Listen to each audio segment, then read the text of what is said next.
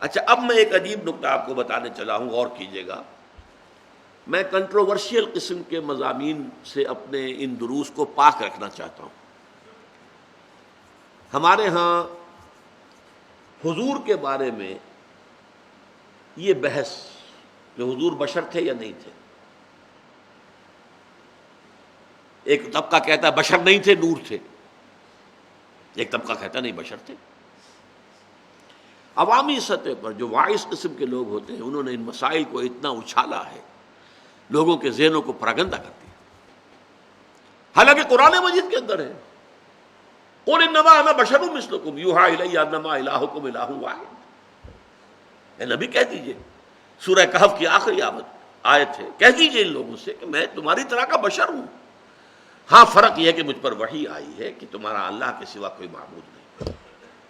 فمن کان یرجو لقاء ربہ فلیعمل عملا صالحا ولا یشرک بعبادۃ ربہ احدا.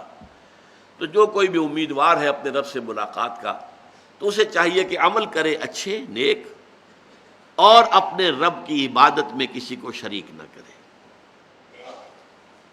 لیکن ہمارے ہاں یہ بحث اٹھی کیسی؟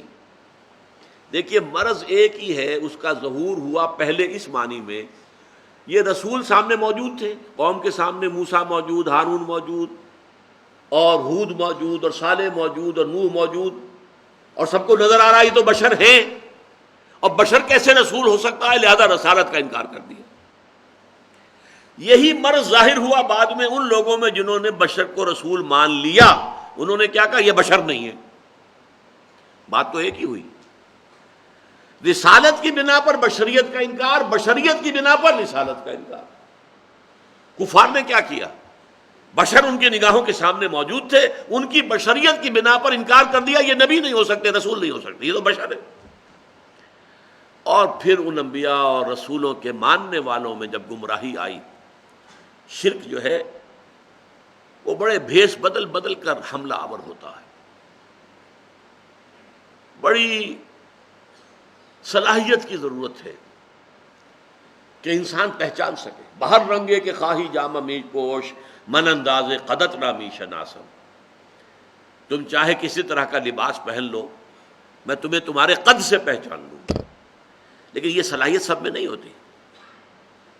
وہ ایک چیز کو جانتے ہیں، ہاں یہ شرک ہے، لیکن وہی شرک کوئی اور لبادہ پہن کے آ جائے نہیں پہچان پاتے کہ یہ شرک ہے، اس نے بھیس بدل لیا.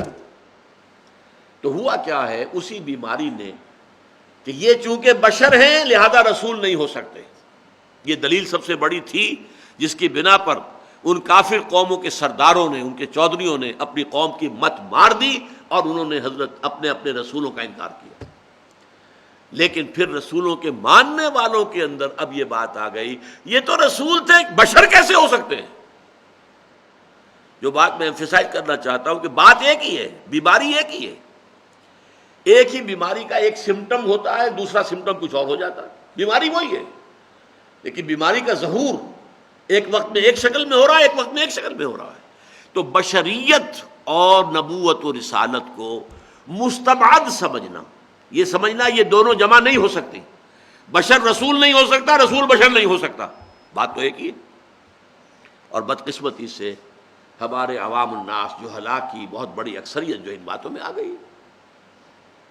حالانکہ میں نے ایک مرتبہ ایک تقریر سنی تھی، بریلوی مکتب فکر کے بہت بڑے عالم تھے، انہوں نے جب تقریر کی تھی وہ مجھے بڑا نظر آیا تھا کہ بڑا ایک درمیانی انداز ہے اور خوبصورت انداز ہے. میں نام بھول رہا ہوں اس وقت، وہ سیالکوٹ کے علاقے کے بڑے پیروں میں سے تھے. تو ان کی تقریر میں نے سنی منٹگمری میں، ساہیوال جو کہلاتا ہے. ان کا دیکھو، ہم جاہل نہیں ہیں، قرآن پڑھے ہوئے ہیں، ہمیں معلوم ہے قرآن کہتا ہے کہ محمد بشر تھے صلی اللہ علیہ وسلم. کیسے انکار کر دیں گے؟ سورہ کہف کی آخری آیت میں نے سنا دی آپ کو. کہہ دیجئے اے نبی، قل انما انا بشر مثلکم یوحی الی انما الہکم الہ واحد. میرے اور تمہارے درمیان فرق صرف یہی ہے، میں بھی بشر، تم بھی بشر. مجھ پر وحی آئی ہے، اللہ تعالیٰ کی طرف سے وحی آ گئی، بس یہ فرق ہے. تو اس نے کہا ہم جانتے ہیں کہ حضور بشر تھے، ہم جاہل نہیں ہیں. یہ نہیں ہے کہ ہمیں عربی نہیں آتی، لیکن ہم آپ کی بشریت کو نمایاں کرنے کو خلاف ادب سمجھتے ہیں۔ اور مثال کیا دی؟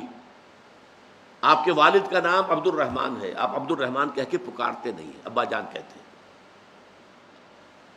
فرق ہو گیا نا؟ عبد الرحمن کہہ کر پکاریں گے یہ سوء ادب ہو جائے گا، حالانکہ ہے نام ان کا عبد الرحمن، خلاف واقعہ تو نہیں ہے، لیکن آپ اپنے والد کو نام سے نہیں پکارتے، ابا جان کہتے ہیں۔ بالکل اسی طریقے سے ہمارے نزدیک حضور کی بشریت کو نمایاں کرنا بے ادبی ہے، سوء ادب ہے۔ یہ بات میں نے کہا کہ یہ ایک درمیانی سا موقف ہے، اور یہ عمدہ موقف ہے جس میں نفی نہیں ہے، لیکن جو جہلا کا معاملہ جو ہے وہ بالکل اس کے برعکس ہے۔ وہ تو پھر واقعتاً نور من نور اللہ، لمبی چوڑی اس کی جو پھر چلتی ہیں باتیں، جو واعظ حضرات جو ہیں اپنے واعظوں ہی کی کمائی پر ان کی زندگی گزرتی ہے، وہی ان کا ذریعہ معاش ہوتا ہے، تو وہ جس طرح کے زمین و آسمان کے قلابے ملاتے ہیں تو وہ ان کے فن کا ایک لازمی تقاضا ہوتا ہے، ان کا ایک فن ہے۔ بہرحال رسالت کے بارے میں سورۃ تغابن کی یہ دو آیتیں بڑی اہم ہیں۔ الم یاتکم نبأ الذین کفروا من قبل فذاقوا وبال امرہم ولہم عذاب علیم ذالک بانہ کانت تاتیہم رسلہم بالبینات فقالوا ابشر یہدوننا فکفروا وتولوا، انہوں نے کفر کیا اور پیٹھ موڑ لی۔ واستغنى اللہ، تو اللہ نے بھی لاپرواہی اختیار کر لی، بے نیازی اختیار کر لی۔ واللہ غنی حمید۔